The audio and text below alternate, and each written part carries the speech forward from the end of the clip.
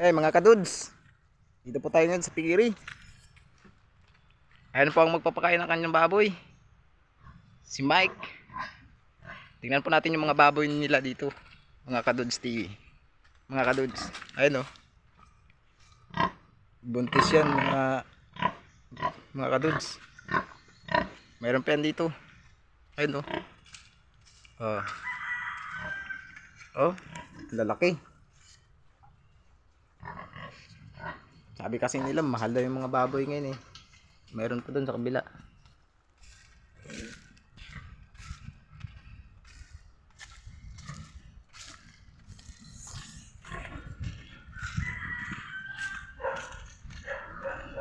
Kaso lang yung balo namin, malapit na maubos yung tubig. Kunti na lang oh.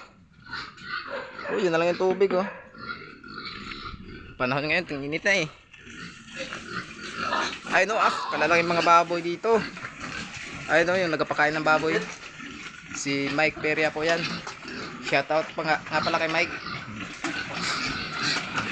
Siya ang nagpapakain ngayon ng baboy ni Kuya Jerry. Kasi nasa bayan po ngayon yung mayari. Tapos magkain ng mga baboy nila.